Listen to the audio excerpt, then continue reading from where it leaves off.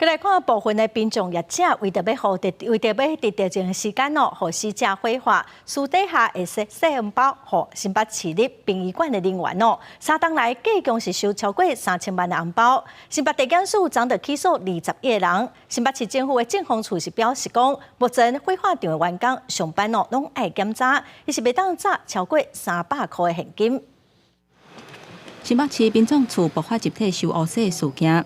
迄当阵的新北市火化场，一个姓石的领班，甲20个约聘人员甲临时工，涉嫌接受殡葬业者伫火化许可证内底夹现金，互业者手头负责的往生者会当较早火化，或者是经特定的时辰火化。收乌色的金额有甲3053万的台票。新北地检署23以贪污罪甲21个人起诉。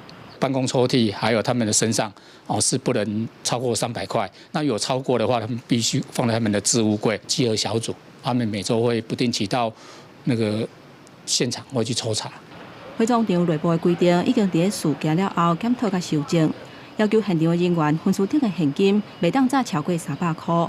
不过，这嘛互议员质疑讲，这并无意义，要求市府爱有更加积极的作为来防治贪污。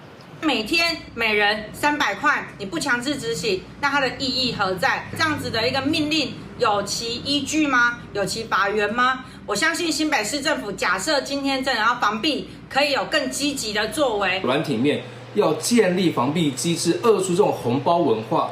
再来，因为有些量能不足的地方，所以导致这种恶习文化不断的延伸。殡葬量能还是有不足可以改善的空间。因那民间传统的信仰，一般拢会经适合的时辰来火化。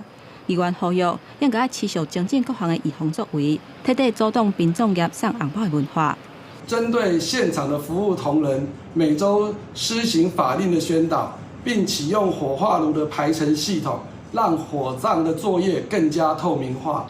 民政局表示，已经伫5月7日启动火化炉排程的系统。互火葬场无共区火化的进度，民众会当直接透过荧幕就知影，来达到公开透明效果。记者综合报道。